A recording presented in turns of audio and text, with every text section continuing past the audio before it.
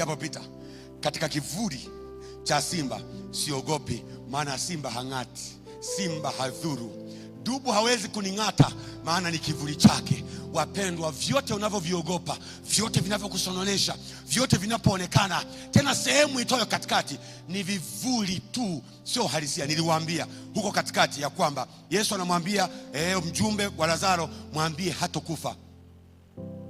Anapeleka ujumbe, anakuta Lazaro amekufa. Nikauliza ile swali, kipi halisi, kifo ama maneno ya Yesu? Na nikawaambia ufunguo kwamba maneno ya Yesu aliyotamkwa ndio halisi kuliko kile ambacho alikikuta. Kwa nini? Kwa sababu kuna tofauti ya fact na truth. Fact ni kulingana na mauhalisia, kulingana na vipimo vya teknolojia na vya kisayansi, vinatuambia pasa usidanganye, hiki ni kibweta cha mbao na kadhalika. Ila mimi nakwambia hichi sio kibweta, hapa hakuna kitu. Daudi anasema vyote mwanadamu anavyoweza kuogopa ni kivuli, sio simba. Maana simba Bwana amekwisha kumshughulikia.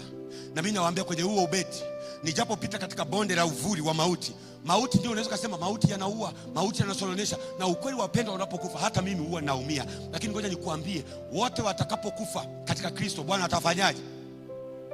Kwa hiyo kifo sio hoja. Shida yako inayokusumbua ni kivuli, na ndio maana inakufanya, inakuletea mfadhaiko. Pengine unafanya maamuzi hata ya kutokuja kanisani. Mpendwa msikilizaji na mtazamaji na ulioko hapa, vyote vinavyokufanya uweze kukatishwa shauri, usimwabudu Bwana, ufunge madirisha, ujifungie kwenye milango kama tulivyojifunza, ni vivuli tu. Bwana yuko hapa, atathibiti. God is in control of everything that you are passing through.